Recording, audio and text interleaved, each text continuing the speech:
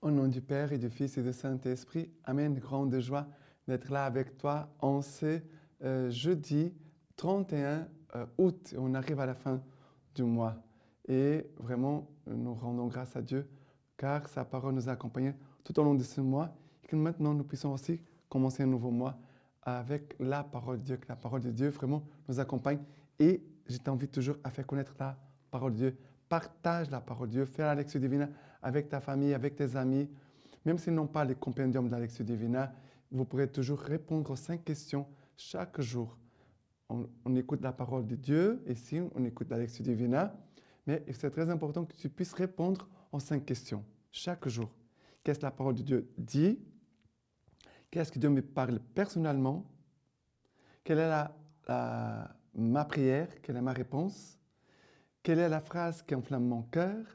Et quelle est ma résolution? Ça veut dire qu'est-ce que je vais mettre en pratique à partir de la parole de Dieu que j'ai écoutée. D'accord? N'oubliez pas, répondre chaque jour aux 5 questions. Vous pouvez avoir un petit cahier et comme ça, vous pouvez répondre à partir des lectures de la lecture divina. D'accord?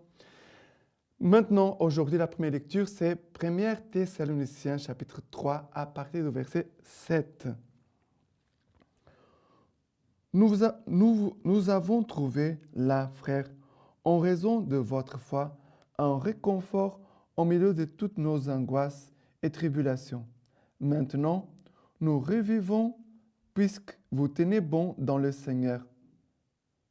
Comment pourrions-nous remercier Dieu suffisamment à votre sujet pour toute la joie dont vous nous réjouissez devant notre Dieu?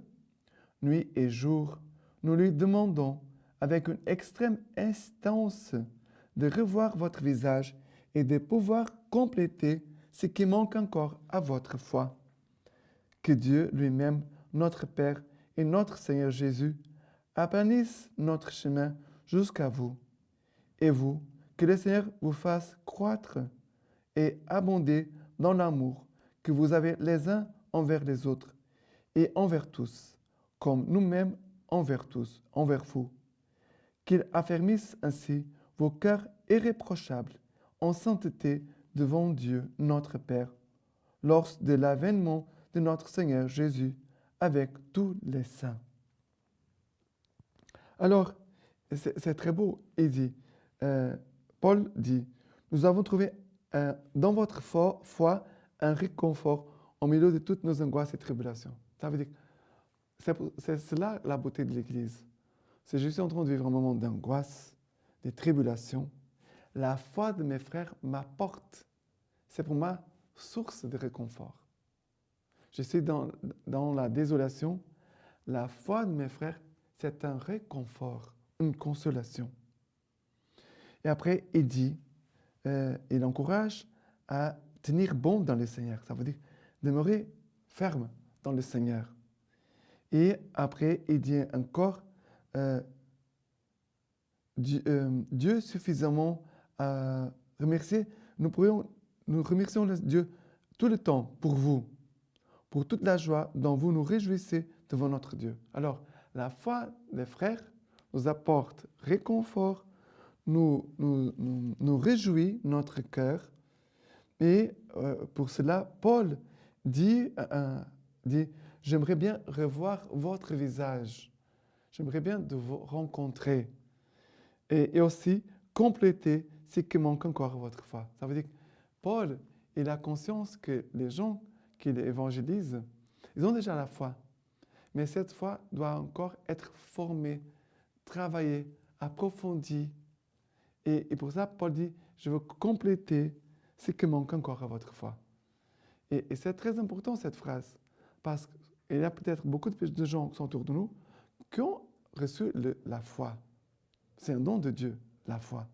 Mais peut-être leur foi n'est pas encore assez mûre, forte, solide. Ils sont encore très fragiles. Et Paul a le souci de former la foi des autres. Que nos paroisses, nos églises, là où nous sommes, nous puissions avoir ces soucis pour la formation spirituelle des gens. S'il n'a pas la formation, il n'a pas de croissance. La formation va aider les gens à grandir et aussi à fructifier et à faire grandir les communautés. Voilà, c'est quelque chose d'essentiel. La formation, c'est essentiel. Et après, il dit que le Seigneur Jésus vous fasse croître et abonder dans l'amour que vous avez les uns envers les autres et envers tous. Ouais, c'est beau. Que le Seigneur Jésus vous fasse croître, ça veut dire grandir et abonder dans l'amour les uns envers les autres. Et après, il va dire aussi que Jésus affermisse ainsi vos cœurs irréprochables en sainteté devant Dieu, notre Père. Que Jésus puisse vraiment rendre ferme vos cœurs et aussi irréprochables en sainteté. Voilà, et pour l'avènement de notre Seigneur Jésus-Christ. Voilà cette parole qui est une parole de grande consolation et d'encouragement pour nous tous. D'accord? Et remercier le Seigneur pour le don de son Église, d'avoir des frères et sœurs dans la foi qui vraiment sont là pour nous soutenir vraiment avec ce bon témoignage, avec leur exemple de sainteté. Et maintenant, les psaumes, c'est le psaume 90 à partir du verset 3. Tu fais revenir le mortel à la poussière en disant, revenez fils d'Adam, car 1000 ans sont à tes yeux comme le jour d'hier qui passe, comme une veille dans la nuit. Après le verset 13. Reviens Seigneur jusqu'à quand? Prends en pitié tes serviteurs. Rassasie-nous de ton amour au matin. Nous serons dans la joie et le chant tous les jours. La douceur du Seigneur soit sur nous. Confirme l'ouvrage de nos mains.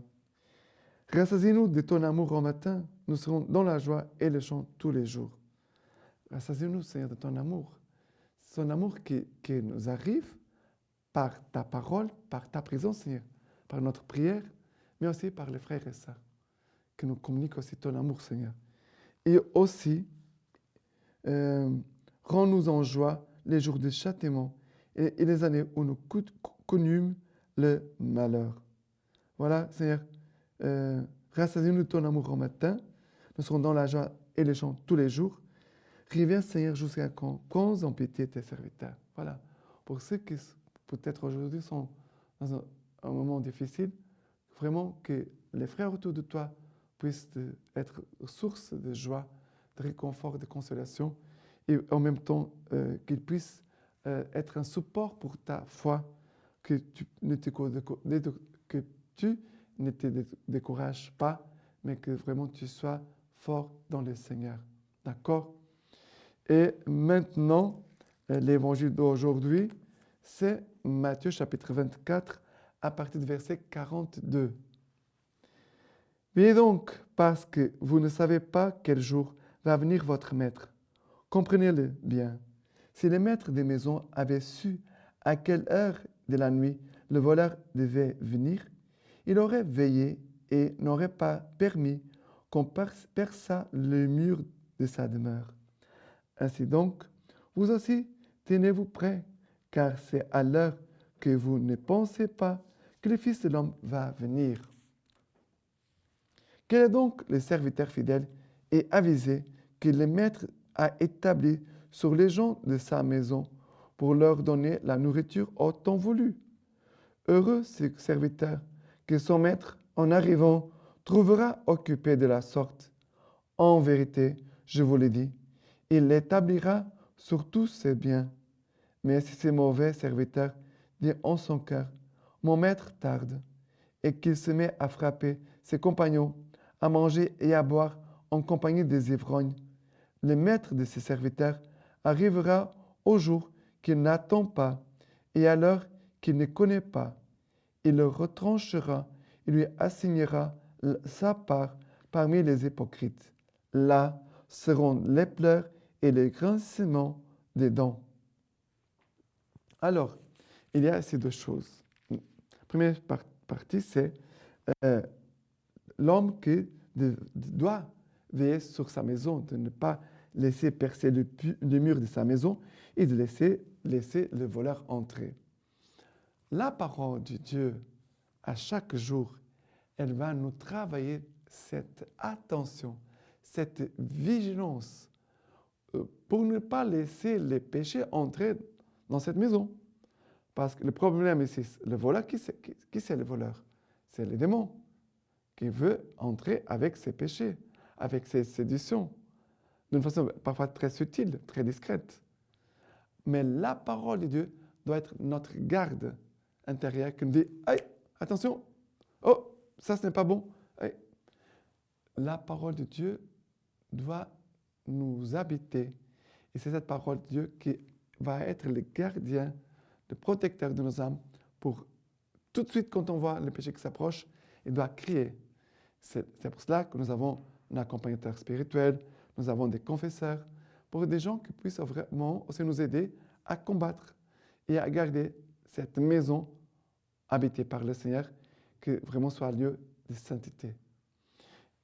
Deuxième chose, c'est l'homme que Dieu va chercher des serviteurs fidèles pour garder sa maison et donner la nourriture aux gens de sa maison.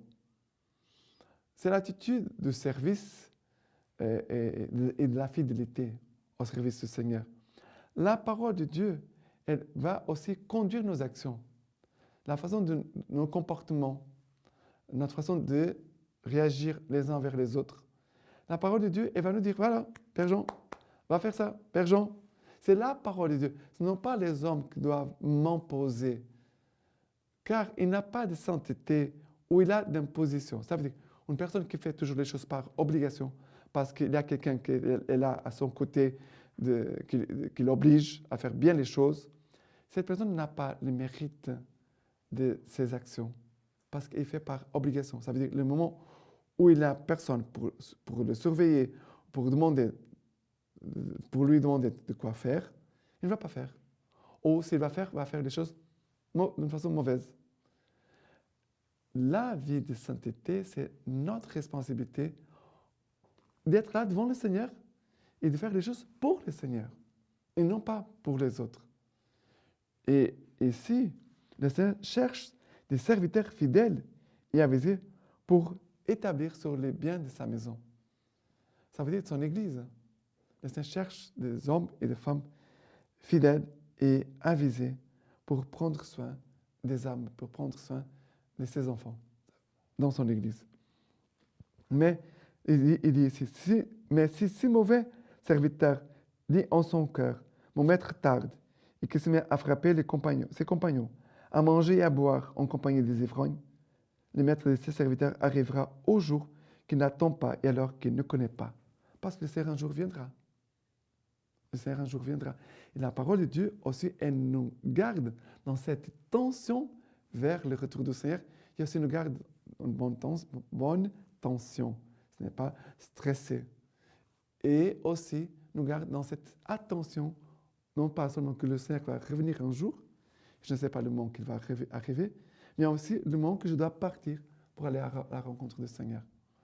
Soit vraiment l'amour du Seigneur à nous remplir, à nous conduire et à nous façonner. D'accord? Et la parole de Dieu, elle est là pour nous communiquer cet amour du Seigneur. Maintenant, la lecture patristique d'aujourd'hui de Saint Colomban. Frères, suivons notre vocation. À la source de vie, nous sommes appelés par la vie.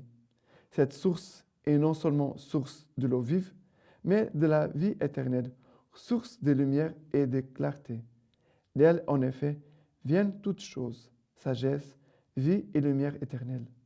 L'auteur de la vie est la source de la vie. Le créateur de la lumière est la source de la clarté.